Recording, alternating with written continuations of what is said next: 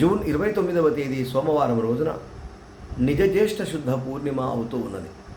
ఈ పూర్ణిమను వట సావిత్రి పూర్ణిమని, వట పూర్ణిమని లేదా ఏరువాక పూర్ణిమని పిలుస్తూ ఉంటారు.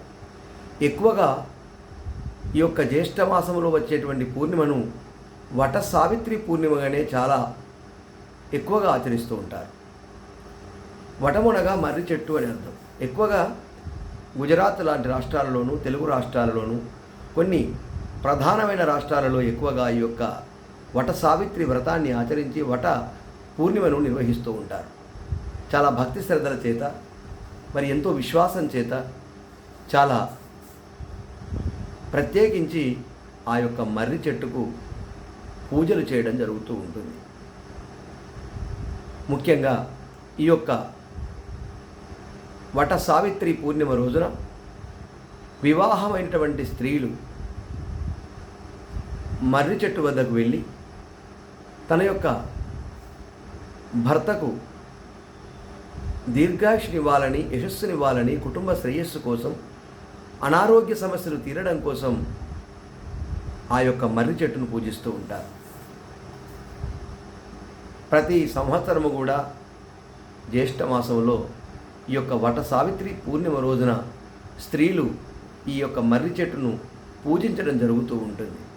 ఈ విధంగా మరి మర్రి చెట్టును పూజించి ఆ యొక్క మర్రి చెట్టు మొదట్లో ఆవు పాలు, శర్కర మొదలైనటువంటి పూజా ద్రవ్యములను ఉంచి పవిత్రమైనటువంటి ఆ యొక్క నూలు దారము, పసుపు దారాన్ని ఆ మర్రి చెట్టుకు 7 సార్లు చుట్టి 7 సార్లు ప్రదక్షిణ చేయడం వలన సకల శుభాలు కలుగుతూ ఉంటాయి.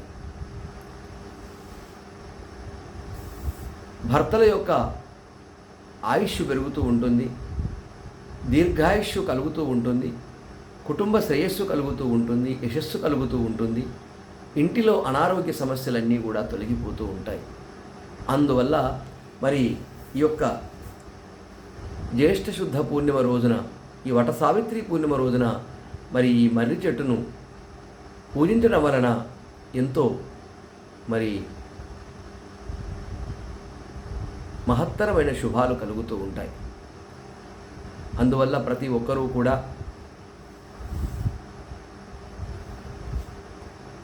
వివాహితమైనటువంటి స్త్రీలు తప్పనిసరిగా ఈ యొక్క వచ్చేటువంటి జూన్ 29వ తేదీ సోమవారం రోజున వట సావిత్రి వ్రతాన్ని ఆచరించి భర్త యొక్క దీర్ఘాయుష్య కోసం, సకల సౌభాగ్యం కోసం, అదేవిధంగా భక్తి శ్రద్ధల చేత కుటుంబ శ్రేయస్సు కోసం, ఆరోగ్యం కోసం, ఆయుష్ కోసం మరి ఈ యొక్క పవిత్రమైనటువంటి వటవృక్షాన్ని మరి పూజించి ఆ యొక్క వ్రతాన్ని, ముఖ్యంగా సావిత్రి సత్యవంతుల యొక్క కథను విని తరించడం వలన మరి ఎన్నో విధములైనటువంటి శుభాలు కూడా కలుగుతూ ఉంటాయి. మనకు అనాదిగా సావిత్రి సత్యవంతుల కథ మనకందరికీ కూడా చిరస్మరణీయమైనటువంటిది. ఒక సంవత్సరములోనే సత్యవంతుడు, ఆ యొక్క సత్యవంతుడికి మరణ గండం ఉన్నదని తెలిసి కూడా సావిత్రి వివాహం చేసుకుంటుంది. ఆ తర్వాత వివాహమైన సంవత్సరము తర్వాత అకస్మాత్తుగా సత్యవంతుడు ఆ యొక్క మర్రి చెట్టు నీడలోనే ప్రాణాలు వదిలిపెడుతూ ఉంటాడు. వెంటనే యమధర్మరాజు వచ్చి సత్యవంతుని యొక్క ప్రాణాలను తీసుకెళ్ళిపోతూ ఉంటాడు.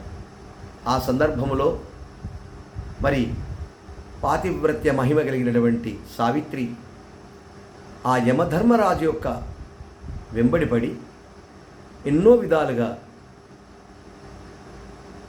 ధర్మబద్ధంగా వివేకం చేత వెంబడిస్తూ సత్యవంతుని ప్రాణాలు కాపాడాలనేటువంటి విధంగా ఆ యొక్క ప్రార్థన చేస్తూ ఉంటుంది. ఆ విధంగా యమధర్మరాజు వెంబడి పడి సత్యవంతుని ప్రాణాలను కాపాడేటువంటి ప్రయత్నంలో యమధర్మరాజు అడిగేటువంటి వివిధ ప్రశ్నలకు ఎంతో తెలివిగా, ధర్మబద్ధంగా, మరి చాకచక్యంగా సమాధానమిస్తూ తన భర్త ప్రాణాలను ఇవ్వాలని కోరుతూ ఉంటుంది. మరి ఆ సందర్భంలో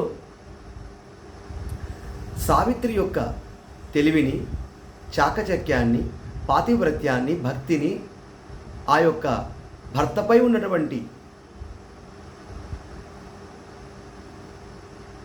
ఆ యొక్క ప్రేమానురాగాలను తెలుసుకున్నటువంటి యమధర్మరాజు ఒక 3 వరాలు కోరుకోమని సావిత్రిని కోరడం జరుగుతూ ఉంటుంది. అప్పుడు సావిత్రి యమధర్మరాజును 3 కోరికలు కోరుతూ ఉంటుంది. అందులో మొదటిది తన యొక్క అత్తమామలకు కంటి చూపు ప్రసాదించాలని, రెండవ కోరిక తిరిగి కోల్పోయినటువంటి రాజ్యాన్ని ఇచ్చే విధంగా ప్రసాదించాలని, మూడవది